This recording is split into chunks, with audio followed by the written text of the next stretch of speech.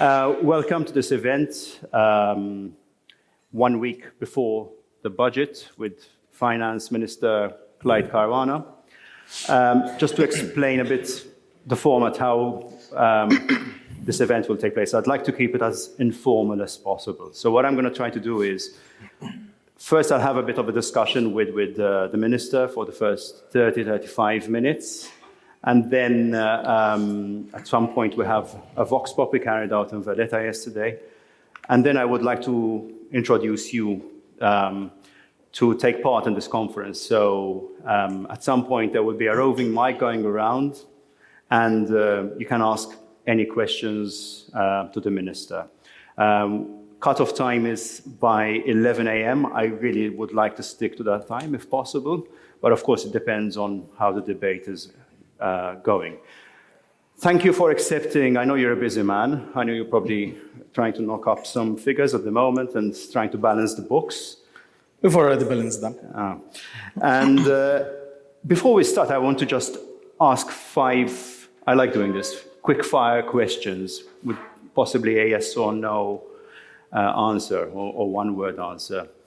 First question, will the budget introduce or increase any taxes at all? No. Not even an increase? I mean, with respect to taxes, no.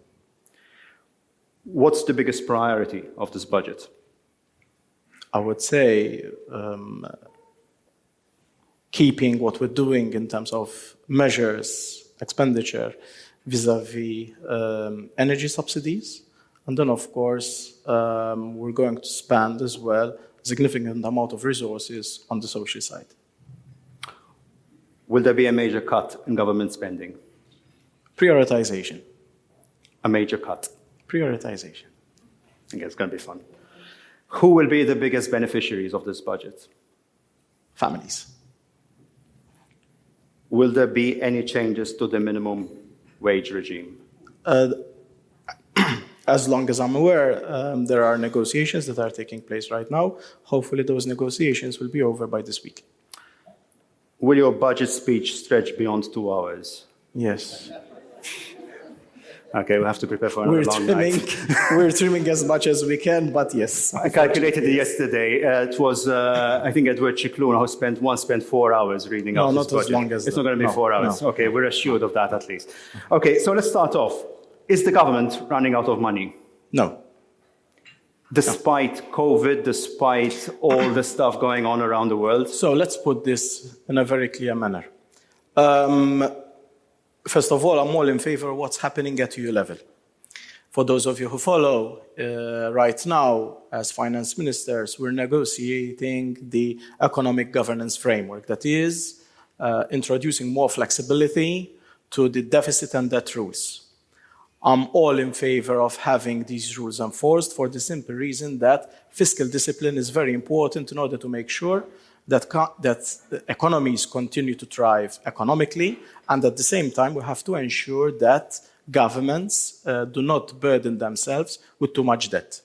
Now, if we look at our situation, our debt to GDP ratio is very manageable for the simple reason that it is way below 60%, and it will remain so in the foreseeable future.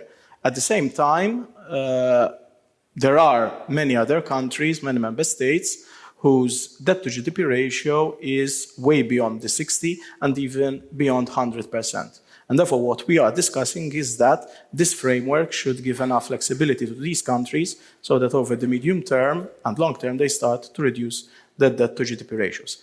With respect to Malta, of course, the ratios are what they are. With respect to the deficit, there is a commitment that this will be reduced year in, year out, and we're in line with the minimum recommendations that are expected to be adopted, that is, year after year, we should reduce our deficit by 0.5 percentage points. But debt is going to be increasing by $1 billion this year. What really matters, Herman, is the debt to GDP ratio. Because, and I'm going to explain this in a very simplistic manner, if you have 2,000 euros as debt relative to 10,000 euros worth of income, that is 20%. If you have 4,000 euros worth of debt, that is twice as much, But if your income is twice as much as well, 20,000, that's still 20%. So what really counts is the burden in terms of debt to GDP ratio. And you're saying that is sustainable? Yes, it is. In the current scenario? Yes, it is. Despite the fact that you are going to be giving another pretty hefty energy subsidy? Yes, and I mean, it is sustainable so much such that 52%, 54%, the whereabouts in terms of the ratio is much lower than what it was at the beginning of not only this legislature, but even the previous one in 2013. Way back then, it was 70%. With respect to energy subsidies, I mean, the numbers are what they are. They are quite significant. But if we had to retract, if we had to stop doing what we're doing, I can assure you that the only thing that we would be discussing over here is the economy, which is contracting at a hefty pace, the number of businesses that are winding down, and the significant burden on families which will be thrown into poverty. For the simple reason that 350 million euros is 350 million euros. Or maybe because every government that touched the energy subsidies along the years lost elections. True. Politically, that is true. But it is also true that the moment that you increase electricity bills in a very significant way, that would induce a significant shock to the economy, such that it would disrupt the whole economy at large. And that is the least thing that we want to do. Most of the people in this room, I'm sure, agree, as I agree as a consumer, of course, that this energy subsidy continues. But again, some critics are saying, at least shouldn't we be taxing the energy guzzlers? I mean, why should I be paying this way? Why should you be subsidizing me for filling up my expensive swimming pool and expensive yacht? So let me, put this argument in two silos, so to speak. First one, energy. Next Monday, I will be going through a couple of paragraphs which spell out the government's strategy with respect to energy over the medium to long term. Subsidies, of course, they are not meant to be there forever, because otherwise they would induce inefficiency. So you're going to give a timeline? But we have always stressed with the Commission that the best way to address this issue of electricity prices is not through the price signal, but rather through investment. Investment that should bring down the unit cost of energy. So next Monday, I will be going through some paragraphs which spell out the government's strategy with respect to energy and what we intend to do over the next years, what kind of investment we're seeing to take place, so that, of course, the unit cost will go down, and therefore we will be able to eventually do without subsidies. But the investment is sort of going to do the trick rather than using price signals. With respect then to fuel, we have been discussing inflation for quite a long time. The worst thing that I can do as Minister for Finance is to remove the subsidies over there, induce literally further fuel to inflation, and that would add even further costs, and it would even further disrupt the economy at large. So it's better if we do it in steps rather than trying to do significant leap forwards, which eventually would be more of a negative consequence to the economy rather than, contribute positively towards it. Last year you said during the same debate that the ministry has found 200 million euros to trim from the ministry's spending. How much will it be this year, the cuts? Well, I prefer to speak of aggregates. I prefer to speak in terms of aggregates. Aggregate-wise, government expenditure is still going to increase. The 350 million euros that we're going to spend on subsidies, of course, in aggregate, there's going to be a 60 million increase for next year because we're seeing certain things going up in terms of price.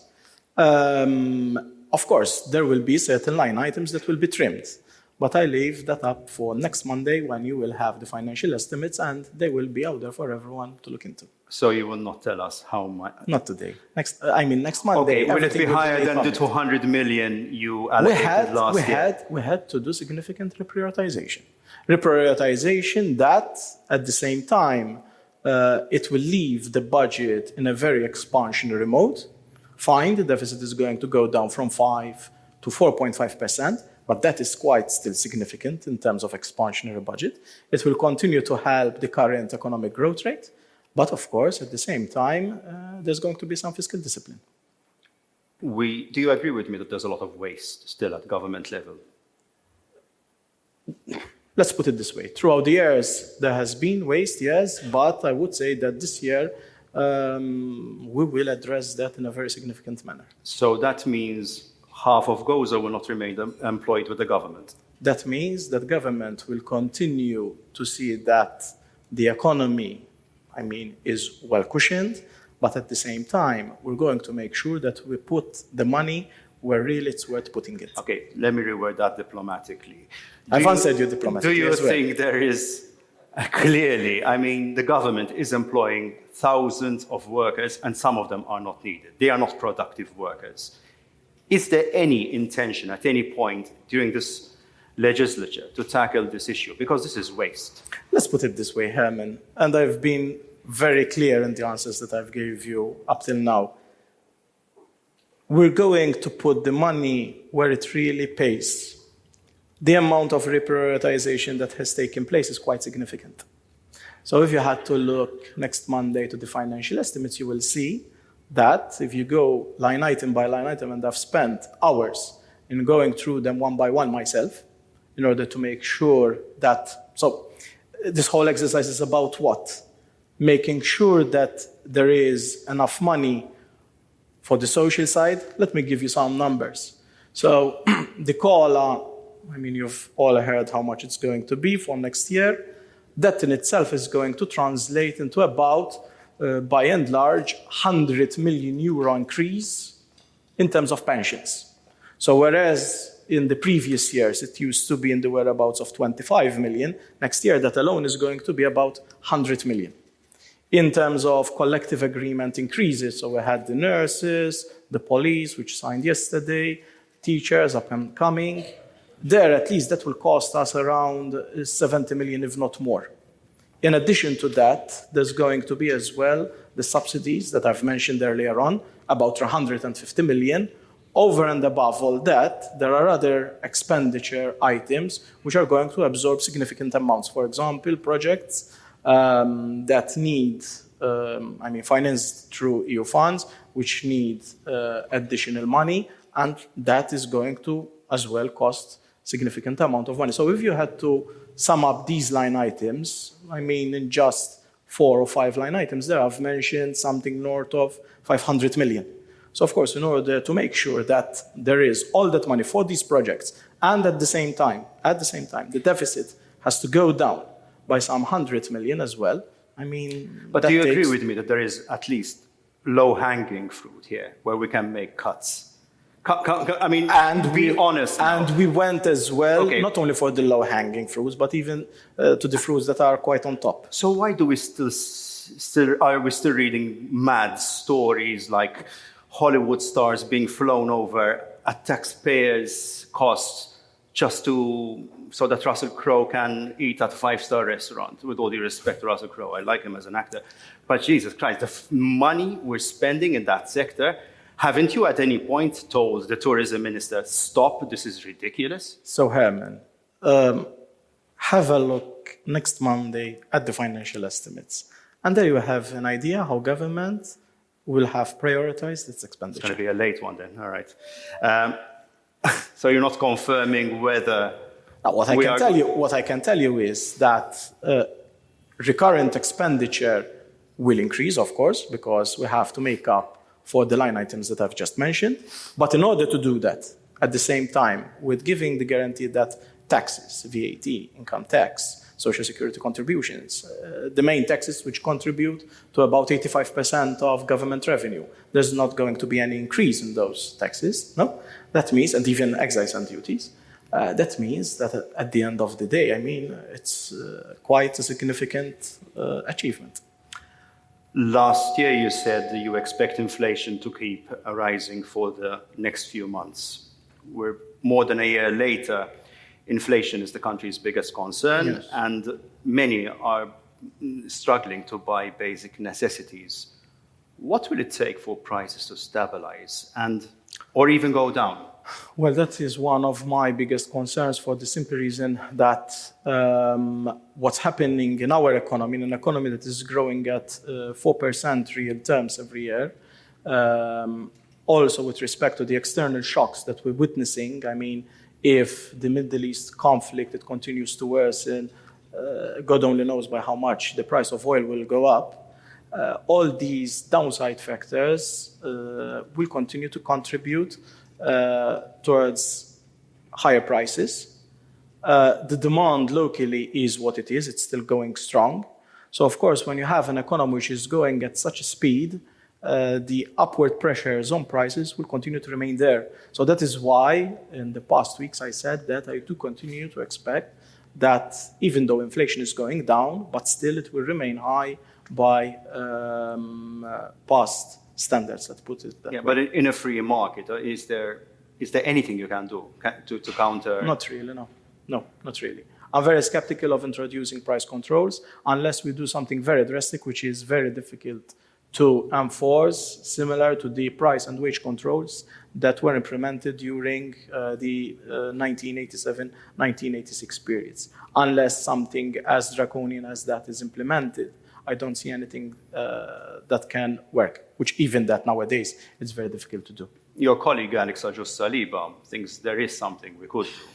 I mean, he is implying there, by taking the case to the European Commission, he's implying that there is a cartel in certain importation of certain goods. Our markets, I mean, I would say our markets, many of them are made up of cartels. If you had to look at each and every sector, the providers, the suppliers present in many sectors, in Malta perhaps at best are 3 or 4. So which sectors in particular? Whatever it is, whether it's the banking sector, whether it is telephony, whichever sector you look into, I mean, it's made up of cartels. There aren't too many suppliers. So, of course, competition in Malta is what it is. Yeah, but I mean, here I'm implying that importers are getting together to and there's no inflate prices. And there's no difference with respect to importers. And simply they're being driven by demand. But the size of our market is what it is. I mean, when you have markets which are small, intrinsically there's going to be a problem with respect to competition. So we see this in all markets, and it's very difficult to address that. And last year you had said you are convinced that some of them are still trying to make up for the losses incurred during COVID. Yes, Do you I'm think convinced. You think it's still the case? Yes, of course. Because if you had to look at profits in many sectors, they have increased significantly. So, of course, many employers, they are making up for what they lost throughout the lean periods of COVID. Is there any particular sector which worries you? Really and truly, this is something that's happening across the board. Across the board? Yes. Just look at the macroeconomic figures. And the numbers, I mean, don't lie. Okay, that's not very encouraging, is it? But it is what it is in the sense that ultimately the economy will adjust itself. It's true that we're going through this painful period. It's true that there may be some element of greed inflation. Even the ECB President Lagarde mentioned that there is presence of such inflation across member states. So we do not stand out with respect to other member states, no. Depends for certain. We're keeping our inflation low because of the fuel subsidy. It depends to the degree. But, I mean, as we've already mentioned, given that competition is what it is in our markets, one would expect that there is, let's put it this way, a higher degree of such element. Cola, 13 euros a week. That's the employers are saying this is going to just continue fueling inflation. Is cola still the best formula to cope with the cost of living? It has worked for the past 30 years. It's true now that we're witnessing such significant shocks. I don't see why, unless there is general consensus, which is very difficult to achieve across MCSD. But, I mean, it's the best way to compensate for the erosion of purchasing power. It's true that this year it's going to be 12.81. I do foresee that next year and the one after, cola would still remain on the high side, so it won't get anywhere near the 1.75 or 2 euros we used to experience in the past years. But ultimately, it is what it is. That's a vicious circle, isn't it? I mean, not really, no, because we're not seeing yet any wage price spirals. So what I do expect is that the costs, the increase in labor costs that some businesses are going to experience, a significant part of that would be absorbed by making up with the profits. So what will happen is that it's true that throughout the past 2 years, prices have increased, and that has led to an increase in profits. But now as wages would start to increase as well as a result of COLA and further labor market tightening, I would expect that the wage bills of companies would start to increase, and that would, employers would make up for that by lowering their profit margins. it would be good to hear from the employers at some point what they make up of this COLA issue. Couldn't the government at least say, I will not tax COLA? Is that something you're prepared to? It's something, one of the requests which has been made. Recently, I've had many people saying government should reduce taxes, government should give up on this, government should give up on that. But actually, no one says how government should continue to finance its operations. The worst thing that I can do is that at this point in time, I give up on fiscal discipline. Government is doing a lot. We're doing what other countries, especially in Europe, are not doing at all. But I have no intention of giving up on fiscal discipline. It is the worst thing that I can do. It's very easy to be a politician right now, but it's very difficult to be a policymaker. But I prefer to be the latter rather than the former. The minimum wage. We know there are discussions happening as we speak. I understand there could be an agreement to introduce an increase over a number of years. Is that correct? Yes. 4 years? To the best of my knowledge, yes, but I would prefer that the social partners, they agree between themselves until further. So they have not agreed? They are still discussing certain issues. They are nearing the conclusion of such negotiations. Tax evasion. Last year you said just 35 to 40% of businesses in 2019 declared a profit. What's the figure now? Well, by and large, it's still the same. So you have not seen an improvement? We have seen a significant improvement in business persons coming forward to register tax agreements, meaning that they would have perhaps undeclared some tax in the previous years, and they would like to come clean. Last year, we had an increase of 50%. Does that include the political parties, the two main political parties? Political parties. Who are allowed to do as they please? Political parties, they still remain an issue. They're still discussing because of significant arrears with the tax commissioner. Of course, it's up to the tax commissioner to decide. Out of curiosity. How much do they owe?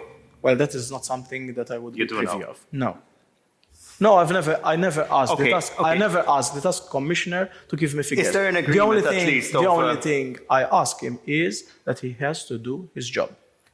Okay, is there an agreement at least with both political parties to try to regularize themselves with a number of years? Yes. There is.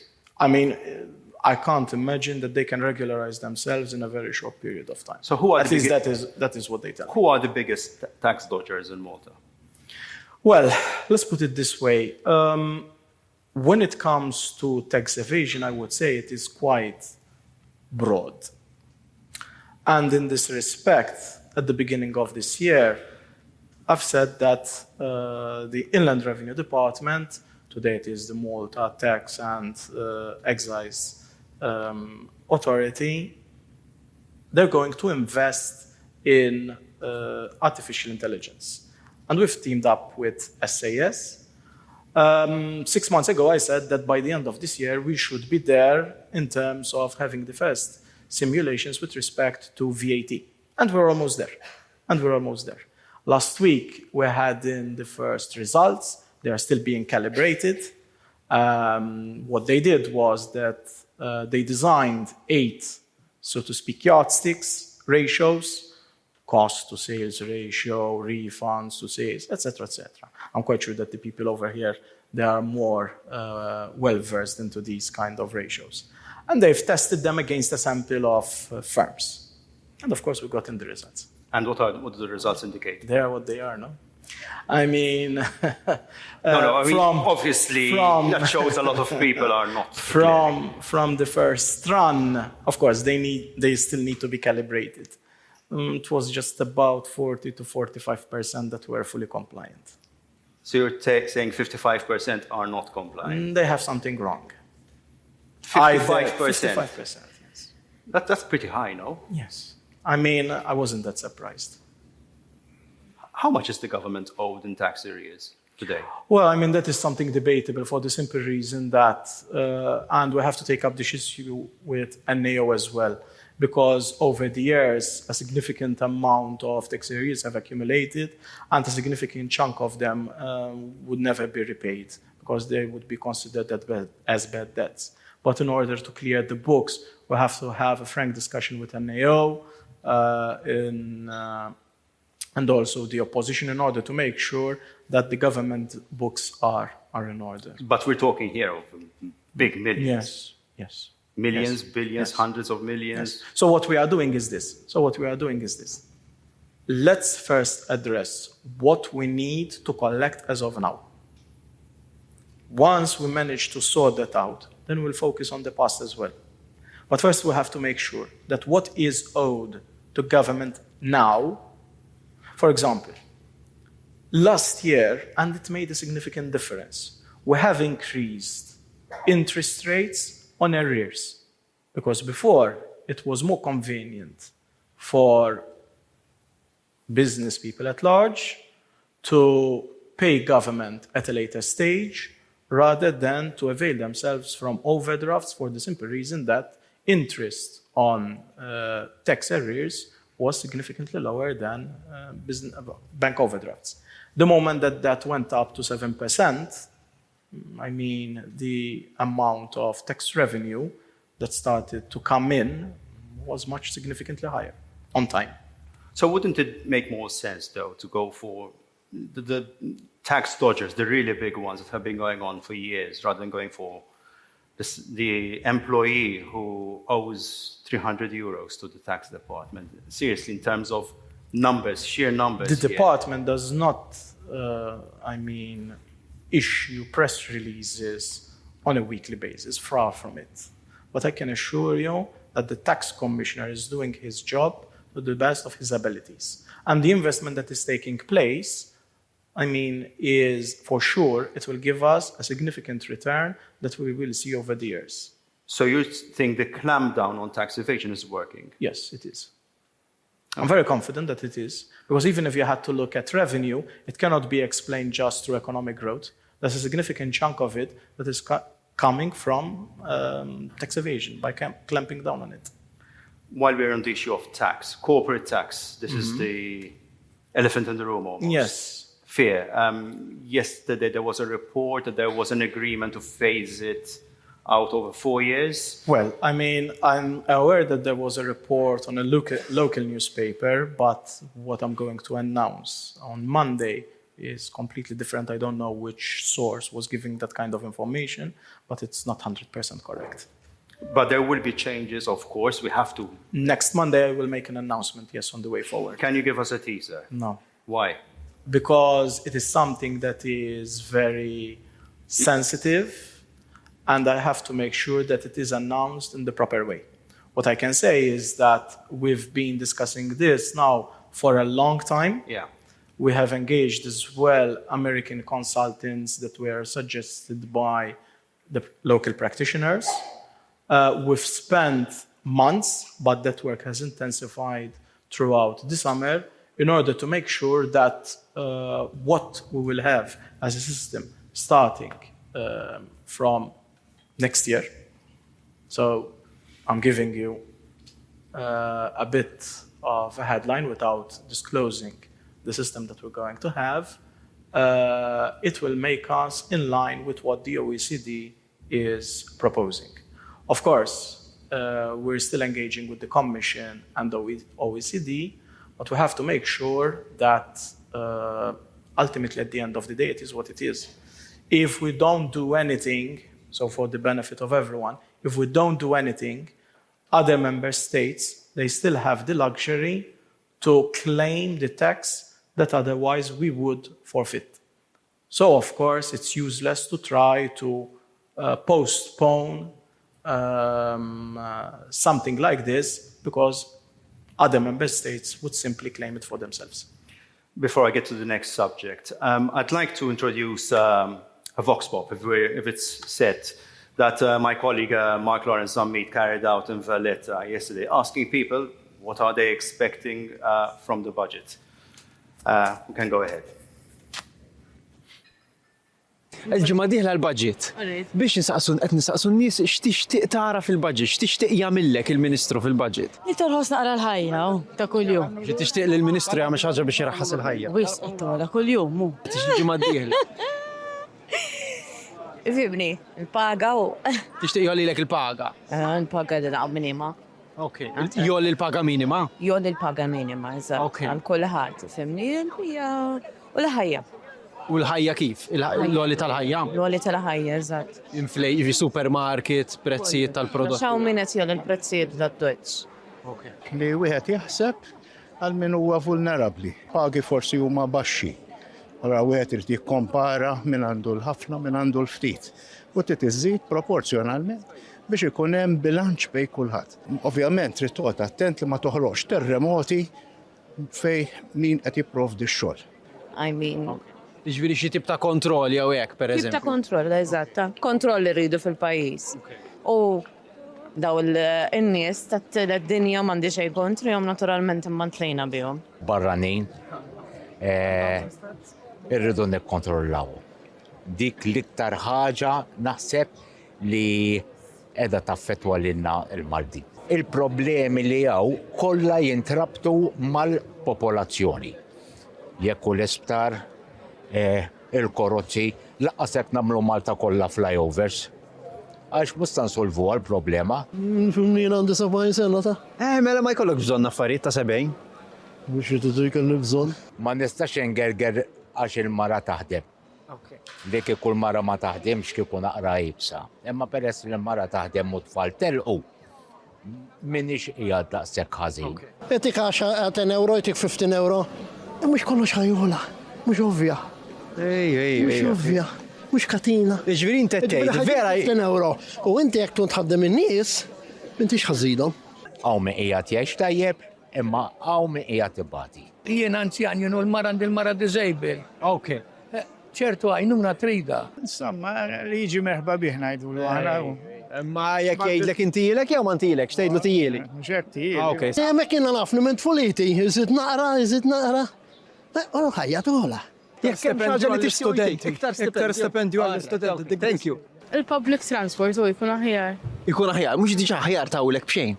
Ija, ma mhux tkun on time xorta. Tal-linja. X'għandha tal-linja mhux b'xejn diġà. Tan-nejk, però. Tan-nejka. Il-ħinijiet gravi, għaz ma tiġi fil-ħin. Stops li hemm viċin tad-dar ma tiġix tal-linja. Ovvjament ma niddejjaqx jekk jerġgħu l-istipendju, ma anke l-anzjani, anke forsi jitellgħu aktar pensjoner għaliex l-aktar nissejbatu huma l-anzjani, l-rek jollu il-pensjoni s-servi tajba li. Okay. Bil-pajjiż ħafna. Dik daqsxejn Wek dejna nitħattu darda ġalla jbirek f'kummerċaw. Dik sabija, għax tħallit li. Aħna ma x'nipproduċu, għandna patata u tada li huma l-aqwa fl-Ewropa u basal. Imma sehem ma nistax niklu patata ta' dam u basal kuljum. Imma l-banana minn fejn tiġri. Hemm xi ħaġa li tixtieq tgħidlu le l-Ministru tal-Finanzi. Tal-finanzi? Għalhekk fuq il-budget għax li ħajamel il-budget. Ġeħtara għandu miskin. Ejwek hemm xi ħaġa li tixtieq tgħidlu. U għandu x'ngħidlu. Okay, can you resolve all those issues by Monday? No, I mean, what I can tell you is that after Monday we would still have problems as well. So. No, but if there are two takeaways from that, of course, this is a random vox pop, it's not scientific. But there are two issues which are clearly getting to people here. One of them is inflation. Obviously, once you go over a certain age, there's the issue with pensions, but population density is now becoming chronic. I think one of the biggest stories which drew most traffic this year in the Times of Malta was when you said The 800. The 800,000. He said Malta's population will have to balloon to 800,000 over the next 17 years if the country is to keep its economy growing at the current rate, unless a new economic model is devised. It sparked panic, and suddenly this new economic models became a buzzword. Everyone's trying to come up with it. 5 months later, however, I don't see any indication of any new models, and let's face it, we could do with less population density. But there's a reality.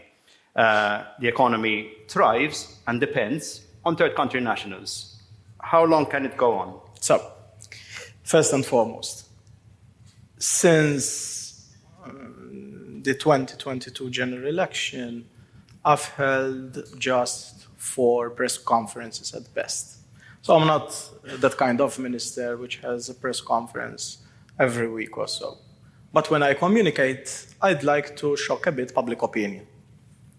And with respect to this issue of the population or economic model, I've been hearing this quite frequently now. And even myself, I can see that things cannot keep on going like they've been going now for the past years. And therefore, as a result of that, I said, listen, we have to look at how things would evolve. Should we leave things as they are for the foreseeable future? In economics, we say the ceteris paribus, assuming other things being equal. And if we do nothing, that is what we would get by 2040. So what we need to do, certainly as a result of our demographic aging, just to give you an example, when I was born, 1985, in that year, 6,000 were born. Nowadays, we have less than 4,000. And this has been going on now, year in, year out. Now, having 2,000 less babies a year, that has a very significant impact on the economy. So unless we increase in a very dramatic way our productivity, which is easier said than done, we have to rely on other people. So that is something very important to highlight.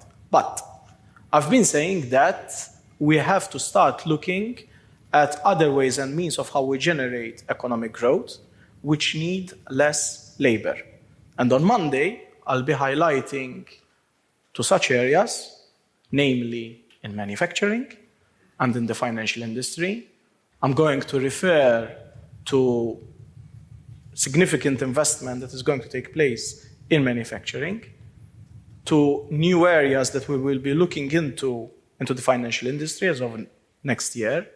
And these areas are the areas that will give us higher gross value added with less need of labor.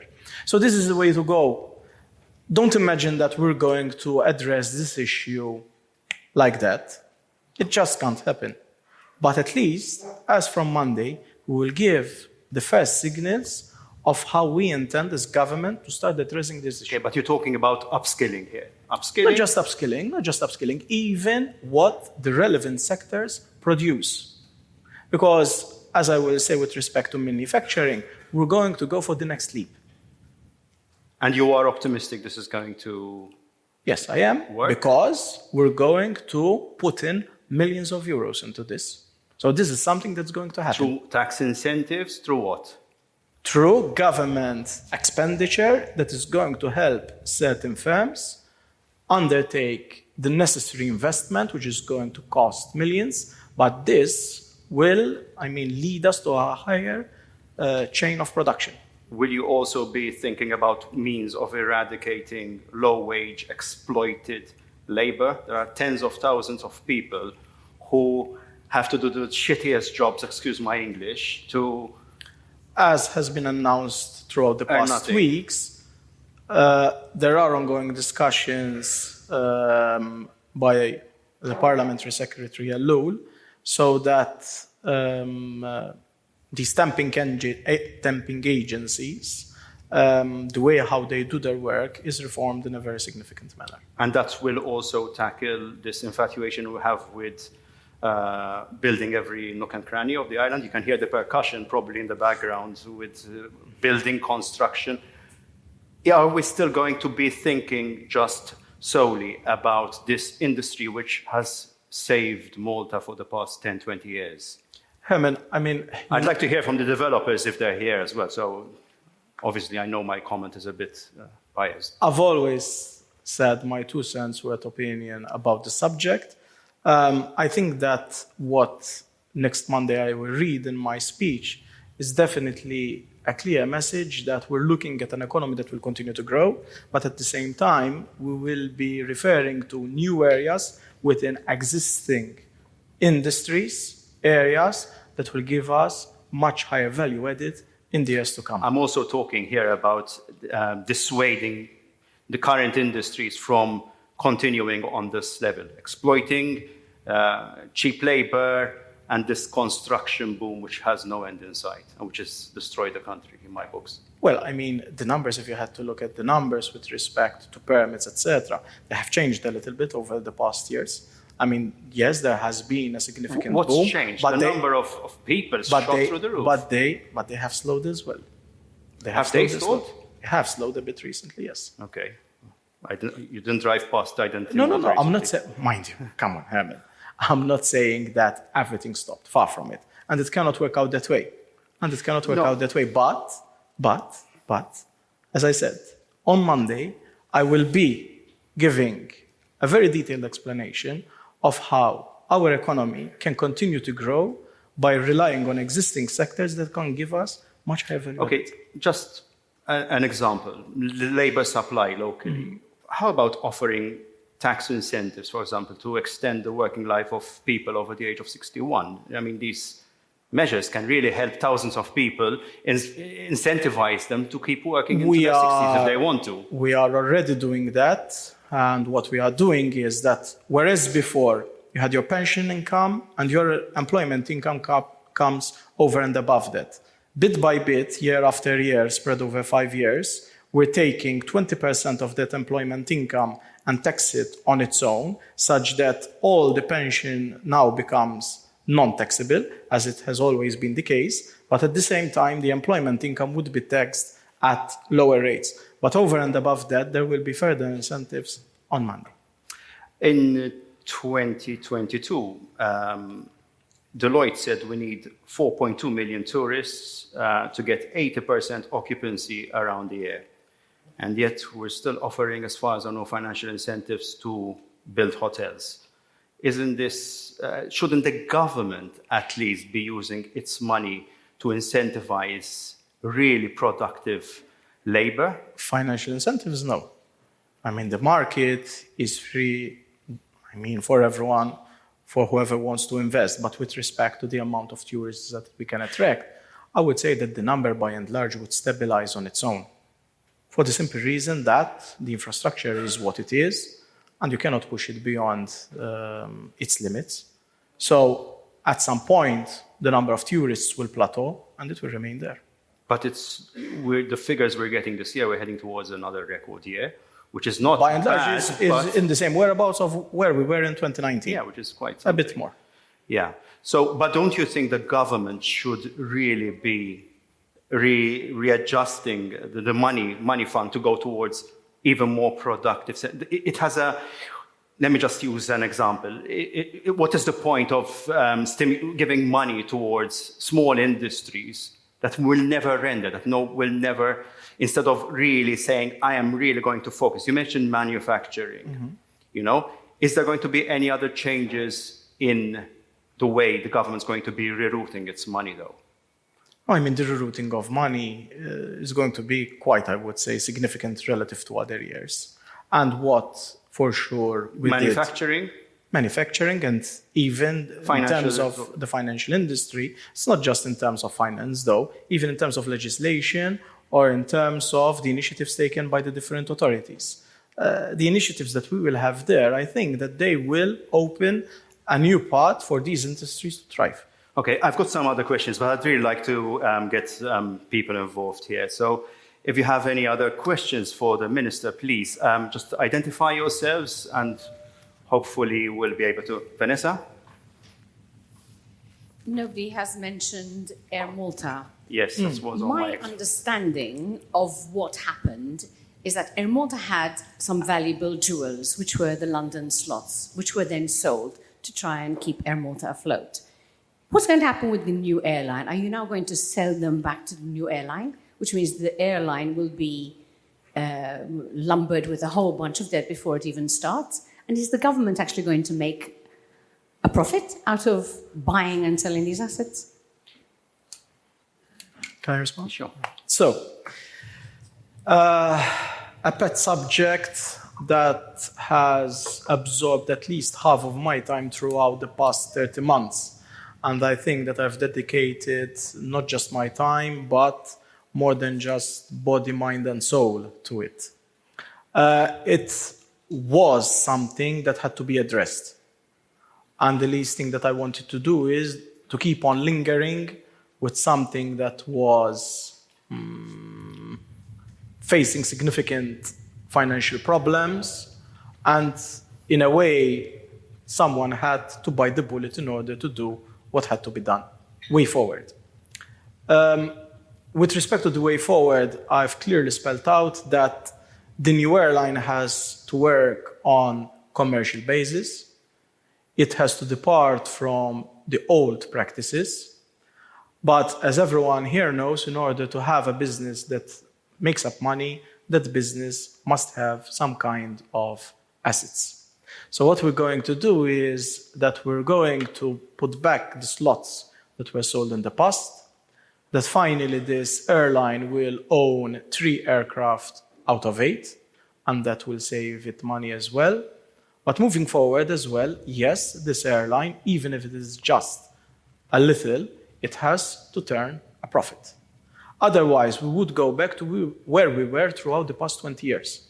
And that is something that we cannot afford.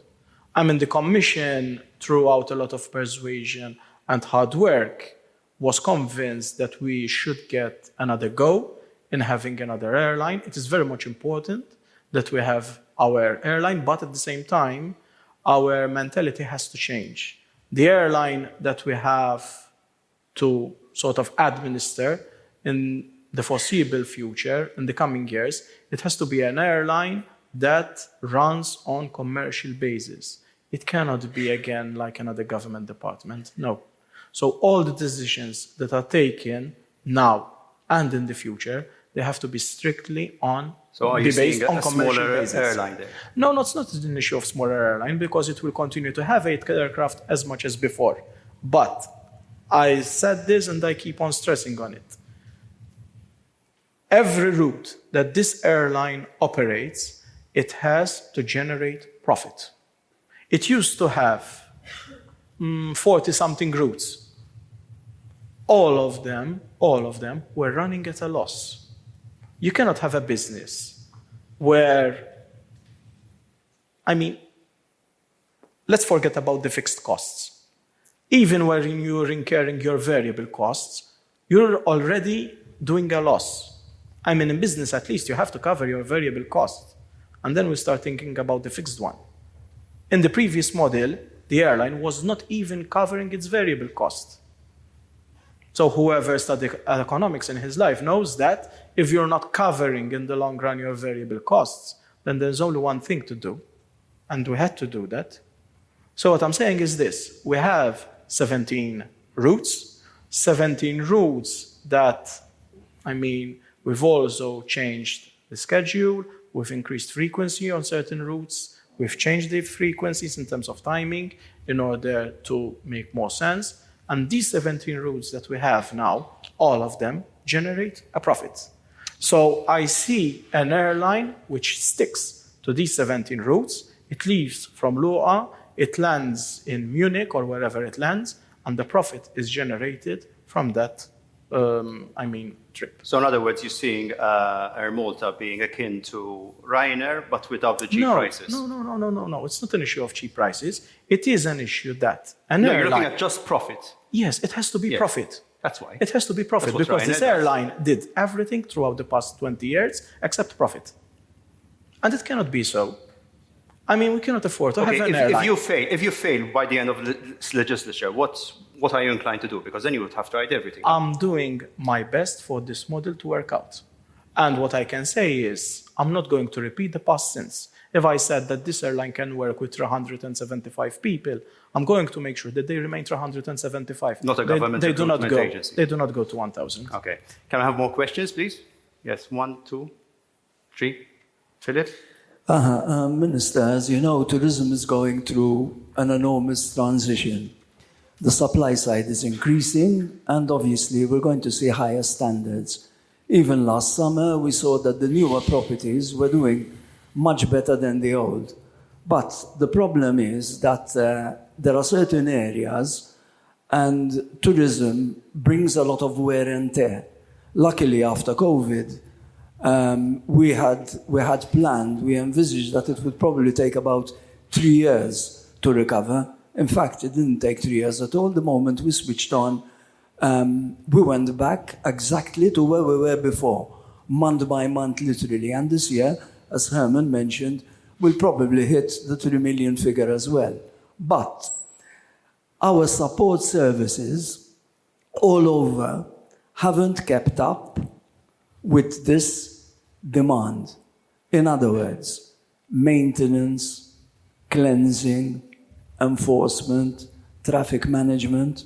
In the new budget, in this budget, is government looking at this progress to manage it better and not let everything move of its own accord? Thank you. What I can say, Philip, with respect to your question is that we're not going to wait for the budget. In fact, some 3 weeks ago or so, as Ministry for Finance, we've allocated 5 million euros more for waste collection to become more efficient, because of course we are aware of what you're saying and what we're having around.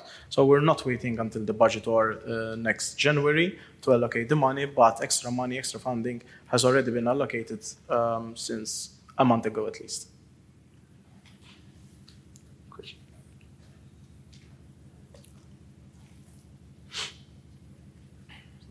Hi, good morning. Clyde Caruana from Junior Achievement. You mentioned, again, a bit of a buzzword now, the new economic model, that we need to increase productivity without the labor requirement.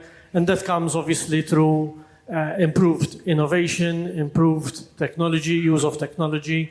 How is the investment in education being changed, being molded differently to produce and help us move into that model through a better mindset, dealing with innovation, technology, and not keep investing the big amounts of money we spent on education with results that employers still say that they're not finding the right skills locally.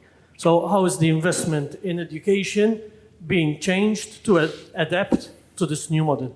Would there be any investment in education? Not to try to avert the question, far from it. But the problem that we have in Malta with respect to education, and this is a subject that really is of interest to me as an economist, is that we do not have an issue with respect to expenditure on investment.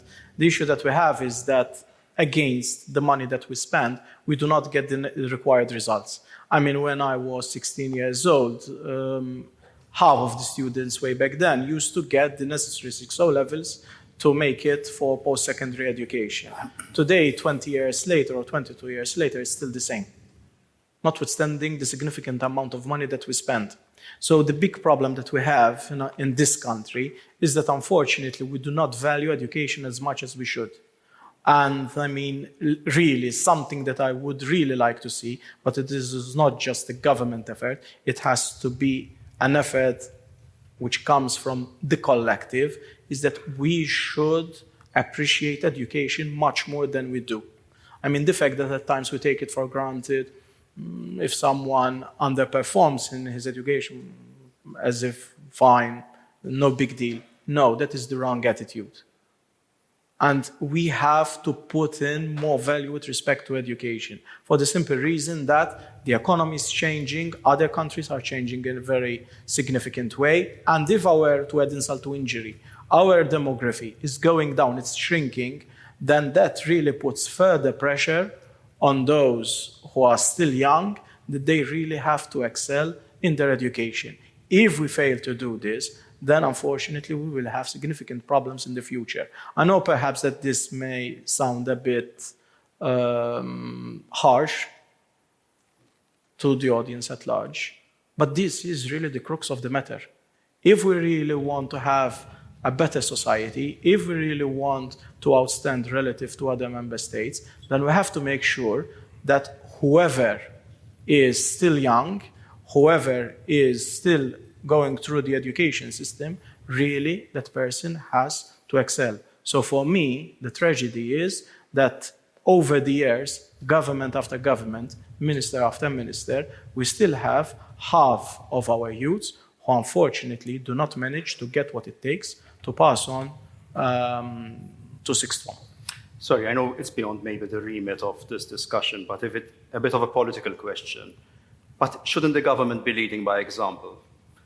Instead of recruiting the high achievers in education in Malta, for so many years we have just seen people being rewarded based on political party loyalty. Don't you see, as one of the newest members of cabinet, see this as a big problem? Because I think what that gentleman just mentioned, I think that's a very valid point. Let me put it this way, Herman, and again, I'm going to be very direct. Today, even for government, it's very difficult to hire. I mean, in certain positions, you won't even manage to fill them up.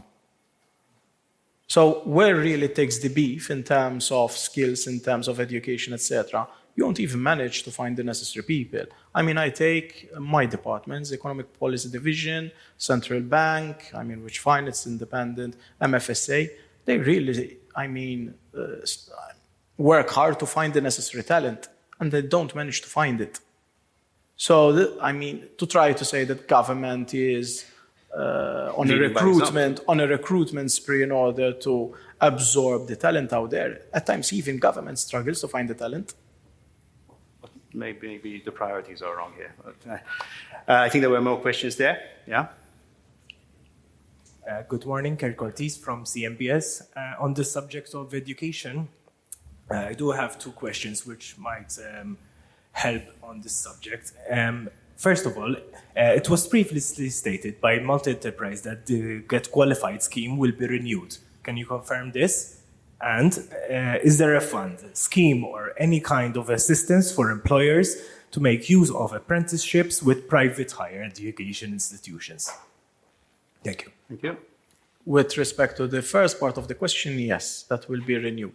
With respect to traineeships, etc., the model that we have nowadays, is administered by MCAST. I know that they try to find apprenticeships, work exposures to most of their students. To be quite honest, the last time that I had discussions with the people who work at MCAST was that they do not manage to find enough traineeships for the students. They would still like to have more employers who offer opportunities to their students. If there are ways and means of how we can improve that, by all means, for the simple reason that, if there's something that really helps our youths to embrace more the work environment, is through traineeships and work experience. So I'm all in favor of that. If there are any suggestions with respect to that, kindly discuss with MCAST. We would be more than happy to find the resources to finance that if need be. Excuse me, perhaps I didn't explain myself properly. It is open, yes, to MCAST, but can it be further open to private higher education institutions outside? Okay. If I'm not mistaken, there is a regulatory framework which takes into consideration all this. However, to the best of my knowledge, I stand to be corrected, the financial incentives perhaps are still not there. So traineeships, they are regulated. It is something that perhaps we should look into, yes. I do not exclude it, but there needs to be more work in order to make sure that it is more regulated. Okay. Hello, good morning. In regards to COLA, I was surprised to hear you say that COLA has been successful for the last 30 years. If anything, COLA was successful to keep salaries down, basically. And I'm surprised that no innovative idea has been taken to let the labor market find its own equilibrium and salaries are set in terms of market forces. To my mind, COLA will only promote even more cheap labor, more people coming to Malta, employers seeking cheap labor rather than going for COLA, when COLA can be properly better applied to help the low-income earners only and not given across the board. My second question is, in regard to public interest entities, the Accounting Profession Act gives you the faculty to widen the meaning of public interest entities. And to my mind, entities like Air Malta, like other public entities like Air Malta and what have you, to be defined, given a wider definition of a PIE in terms of reporting, accountability, etc., etc. What I can't come into grips with, how Air Malta, the last audited accounts of Air Malta, relate to those of 2018. Do you have in mind of changing legislation to widen the meaning of PIEs? Thank you. Let me start with COLA, yes. So I beg to differ with respect to COLA that, I mean, it's a mechanism which keeps salaries on the downside. If anything, COLA is more like a floor, which of course guarantees a certain increase to everyone. But then, I mean, at the end of the day, it's a free market. If there are employers who would like to increase their wages by more than COLA, beyond COLA, I mean, it has always worked out that way. So at least I tend to see more COLA, as I said, as a floor rather than anything else. With respect to the definition that the gentleman has been referring to and the problems with respect to the publication of Air Malta accounts, yes, Air Malta had significant issues with respect to the publication of its accounts. It's no secret that the company was going through a tough time with respect to its financials, but of course, hopefully now, with respect to the things, I mean, the capital injection that we're going to do in the new company and eventually the winding down of this one, that matter would be rectified in the coming months. Okay.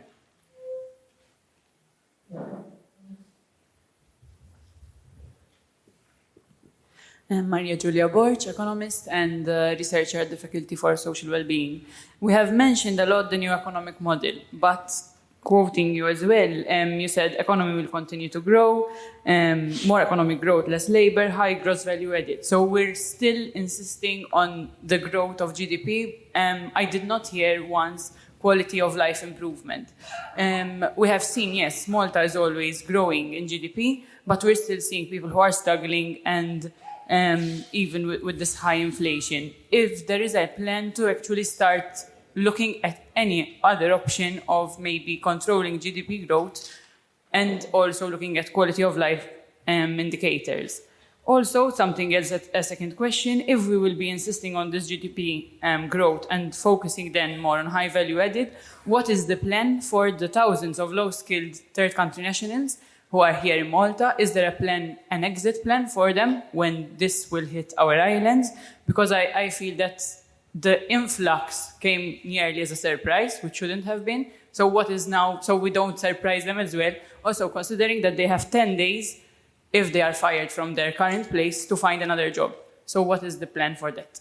This comes up regularly, Minister. I mean, it's one of the stories we keep reporting about the number of exploited people. People who are told to come to Malta, promised jobs where they can make lots of money, and they realize they've been screwed over. And they have to leave the country within days. Maybe it's time to start talking, going down to Bhutan method of the gross domestic happiness instead of just GDP, where we measure our happiness through money.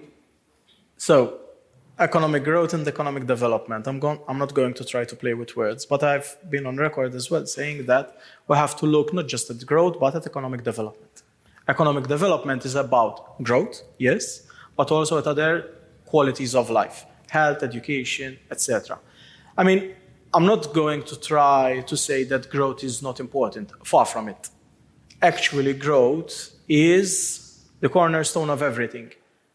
If anything, we have a society that is going to age in a very significant manner over the coming decades. And when societies age, they have to have the means to sustain themselves. So it's very much imperative that we continue to push our economic growth further. And by economic growth further, meaning that the growth that we have becomes of better quality in order to make sure that it continues to sustain our way of life. If we think that we can put a stop to GDP or to economic growth, perhaps that would be the biggest mistake. For the simple reason that I'm quite sure that the people at large are after better quality of life, which also means as well more consumption.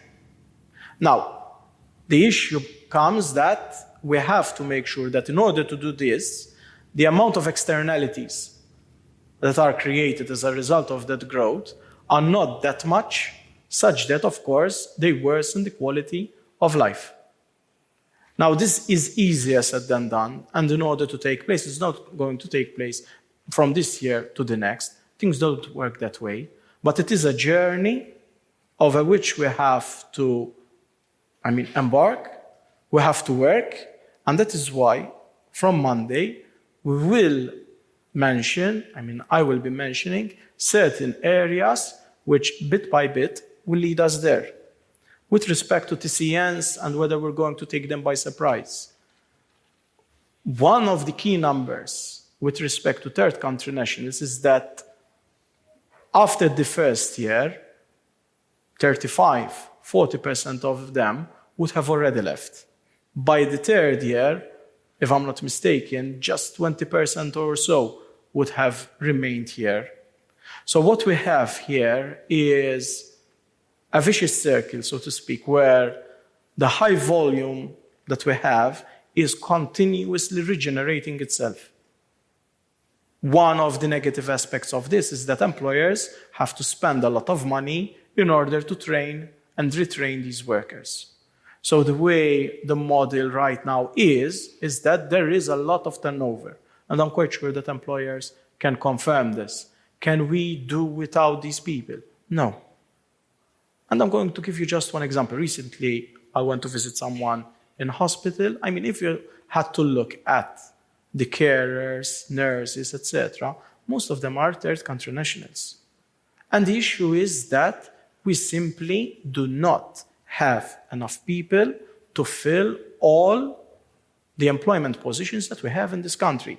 I used to say this about 4 or 5 years ago, and I used to say if we had to fire all the people employed with government in order to replace them with third country nationals, we would have barely had enough people. Today, that wouldn't be even enough, meaning that in the public sector there are about 50,000 people, but in terms of foreign workers, let's put it that way, we have closer to 80,000. So it's not an issue that is just the public sector that at times absorbs people.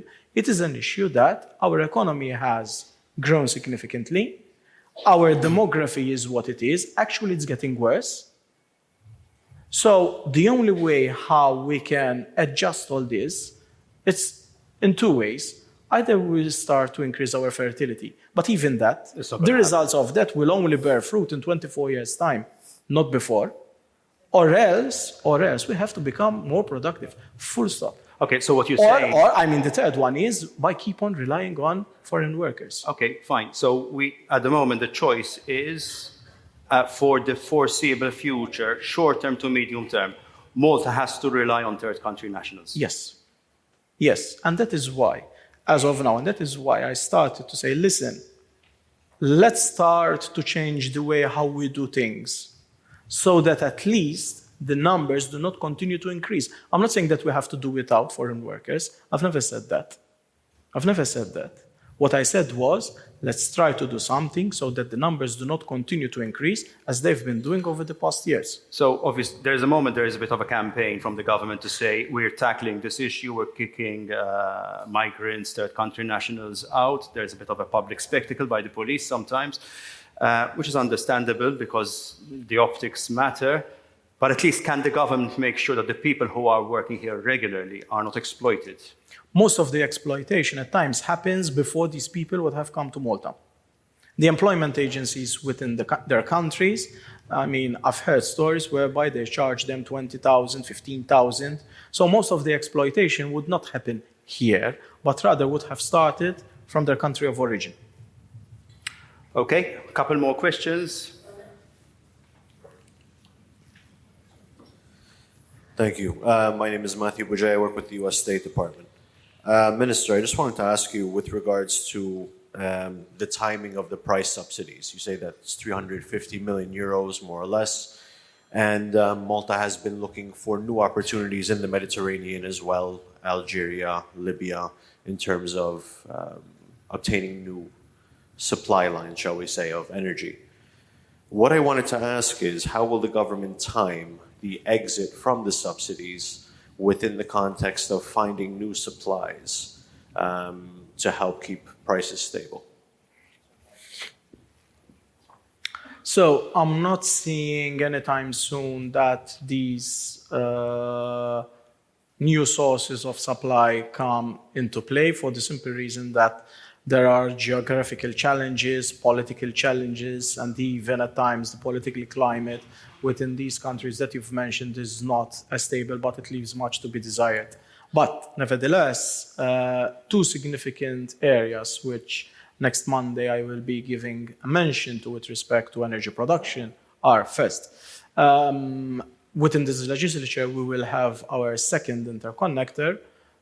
Second, we have now the necessary legislation in place with respect to our exclusive economic zone, and that will give the opportunity for government so that in the coming weeks we will issue an expression of interest for floating offshore wind farms. We're looking at the private sector to invest significant amount of money there. It will run into billions of euros, and eventually farms like the ones that I'm mentioning will also provide us with the necessary supply of electricity. If there's something that for sure with respect to our needs that is not of a concern is space, because of course the sea quite there is quite significant in terms of area. Offshore they can be quite far off from the shore, and therefore the externalities with respect to the visual impact and also marine traffic, they are, I would say, quite negligible. Okay. Good morning, Marie Bruguglio, economist, University of Malta. Thank you for that concise overview of what we should expect to see. You were quite determined to express the importance of fiscal discipline when asked about taxing cola. However, I see this a little bit as a contradiction when you also said no new taxes, and fiscal discipline is very, very difficult to exercise when you've got one of your two hands tied behind your back, which is the hand that regulates the tax. And I was just wondering whether it is finally time to start thinking about environmental tax reform, whereby we tax income less, especially the low bands of income, and we tax environmental misdemeanors more. For instance, we've all been subjected to this noise throughout this whole conference.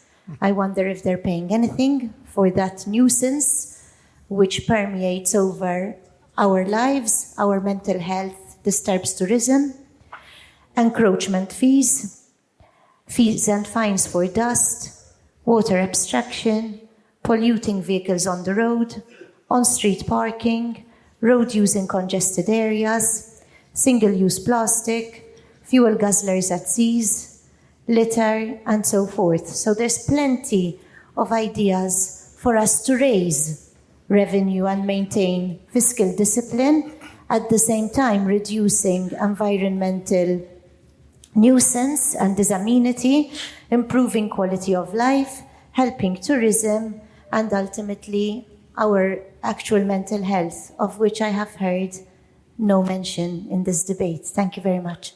Thank you, Mari. Okay, I think she raises some interesting points about, because the environment is always, everyone talks about the environment, and then it gets to the budget, and we hear nothing. But what Mari is going one step further here. So, isn't it about time we start thinking along these lines? Environmental taxation. We have, as Malta, as a percentage, of course, we have one of the highest environmental taxation income rates. I mean, when you sum up everything relative to GDP, when we compare ourselves to other member states. I mean, it's nothing relative to what we get from VAT, income tax, etc., but relative to what other member states get in terms of environmental taxes, ours perhaps is a bit on the high side. Should we increase taxation in order to bring about more fiscal discipline? I think I've said it once recently, perhaps in terms of opinion, I'm very much of a center-left person, but when it comes to taxation, I'm more of a right-winger in this country for the simple reason that I've always argued we have enough taxes. The base that we have with respect to taxation is enough. I have issues with raising taxation, not from a political perspective, far from it. Because I fear that if we increase taxation, not that we do not collect what we ought to collect, far from it. If we increase by increasing the rates, that money stands a higher degree of being wasted as opposed to being put to good use by the private sector. So I believe that the government, in terms of size, in terms of tax burden, it should remain as is. We leave the private sector and consumers in terms of tax burden as they are. Fine, I do understand what Dr. Briguglio is saying, that we should explore to shift more taxation, perhaps from consumption to environmental taxes. Fine, that is something that can be debated. But in general, with respect to the tax burden, I'm very much against that we should increase taxation, because I very much fear that that extra revenue will do more harm in terms of economic growth rather than good. Even if it helps our quality of life, as Mari is pointing out? Shifting from one area to another but keeping the burden as is, fine. But increasing the total burden, no. And as I said, because I fear that that money can be wasted by government as opposed to being put to good use by the private sector. It's the private sector ultimately that at the end of the day, it creates value, it creates production, it's not government. So government should remain as lean as possible. Okay, one more question. Michael? Hi, Michael Stivala from MDA. So basically, I think our industry and the developers mostly invest and build only property which is going to be sold, used. So at the end, it goes hand in hand with the business model. As correctly the minister said, that the country needs more third country nationals, actually. Currently, there are tens of thousands of employees, of vacancies, which are leaving many businesses stranded and they cannot grow. When we talk about foreigners, we have to think also about EU employees. We have immigrants and third country nationals. And we have to keep in mind as well that these third country nationals, they are not just the delivery people, they are not only the taxi drivers, people. We have to see that many third country nationals are coming as well in the financial industry and other important industries which are required. So at the end, the property, the developers, build as per demand. Now, we have to decide. We need economic growth. The government needs economic growth. We cannot continue increasing services, increase expenditure, and not increase revenue. So we have to decide. Everyone demands more services from the government. You know, the government this year, for example, has been supporting families and many businesses through subsidies for energy. It was an easy choice for the government not to give those subsidies, but what would have been the end result? I think it's better we speak of a longer plan, how we can change things, but we have to keep in mind, Bert, you know, as the minister said, you know, the Maltese population is not increasing to cover the cost of pensions and things like that. So the property industry will continue build as per demand. I think we did reforms with the government this year, especially the licensing of contractors. And what we are looking forward for the next budget, and I asked the minister if they are working on something like this, whether there's going to be incentives to build greener buildings. We wish to see incentives to build more energy efficient. We know that the oil crisis was not the first one, it's not going to be the last one. And I think investment in greener buildings, it's an investment in the future for not just developers, but for the whole community. And the last point is, I haven't heard much about excessive bureaucracy. What investment is the government willing to do? And what sign? Because many businesses are at a stage where they are fed up of excessive bureaucracy. I'm not talking only about developers. I'm not talking. It's all businesses in Malta, and the excessive bureaucracy is harming investment. It's harming important investment, and especially in financial industry and very important industry, which can create growth and a positive growth. Thank you, Michael. Again, rule of supply and demand. Michael Stifala mentions there is the demand for property, so let's keep building, maybe build cleaner, buildings, whatever.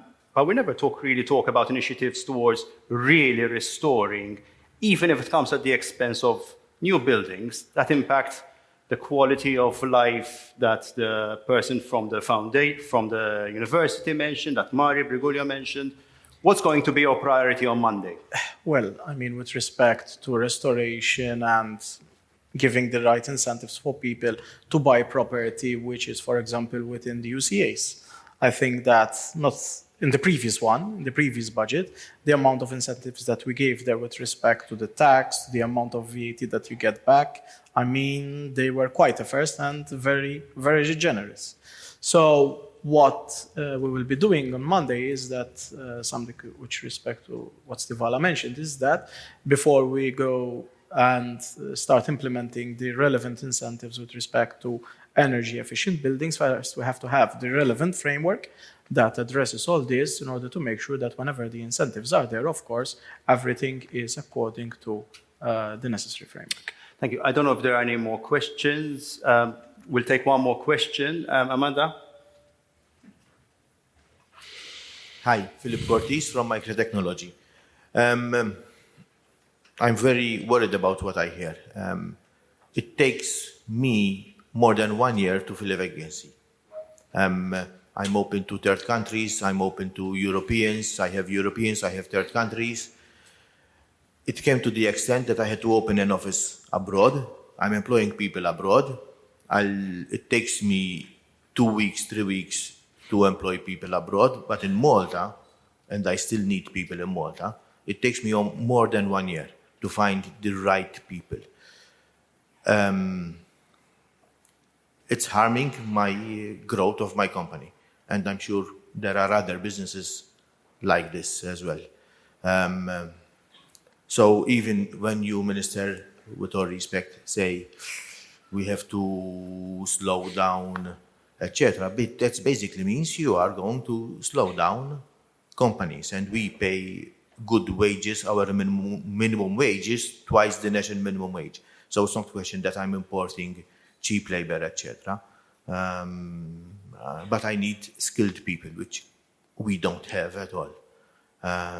So that was my main point, and I really, even Identity Malta takes ages. Sending them an email takes 3 weeks to get a reply.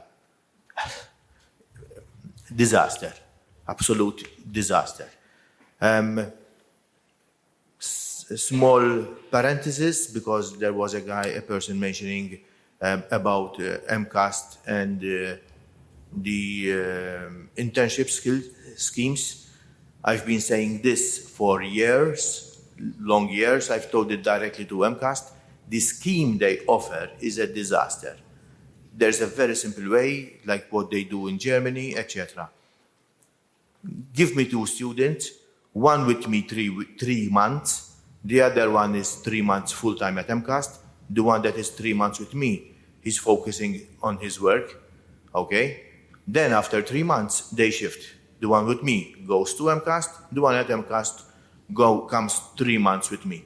We work in technology. Sending me a person one day on Monday and another day on Thursday, I cannot give him a good task that he learns. I can give him photocopies. Come on. Thank you. If there are any more, I don't know if you want to comment on this, because, again, bureaucracy. So, with respect to, again, the issue of labor, we have to find a balance. Because we have people who are concerned, and we've heard them in the Vox Pop.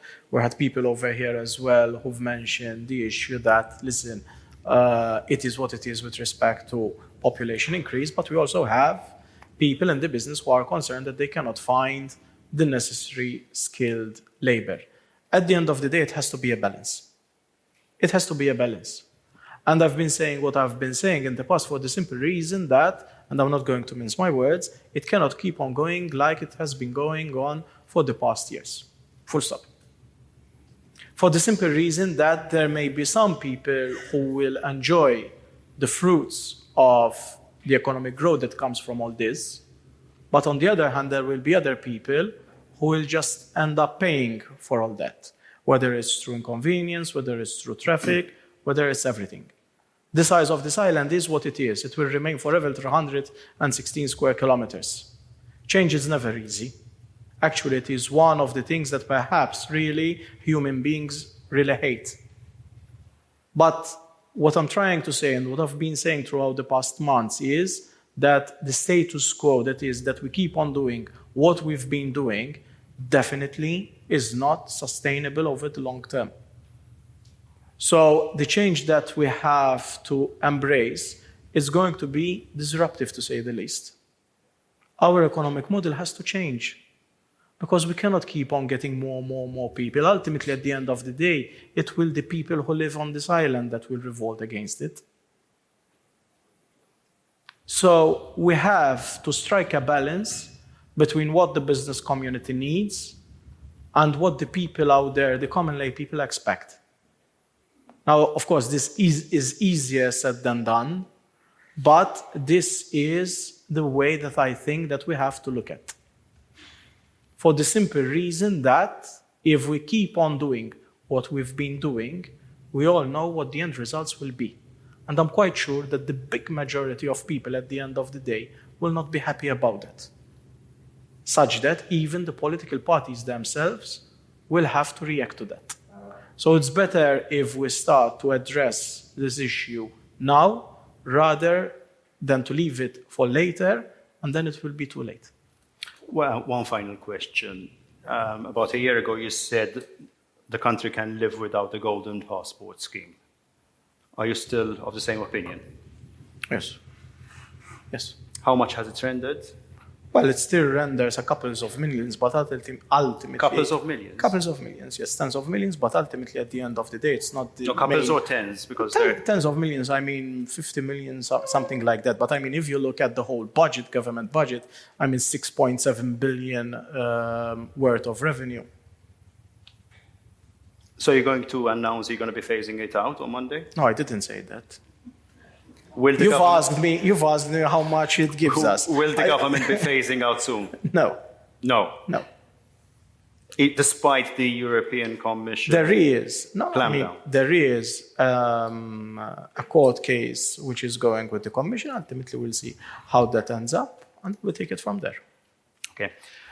Minister, thank you for coming. On Monday, we, on Times of Malta, we will be running a live blog as the 2-hour, 3-hour budget Something speech like goes that, on. yes.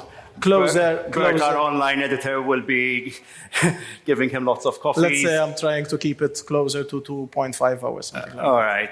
And thank you all for coming for this event helped by Corporate Identities and organized by Times of Malta. We'll hope to see you again this time next year. Thank you. Thank you, Herman.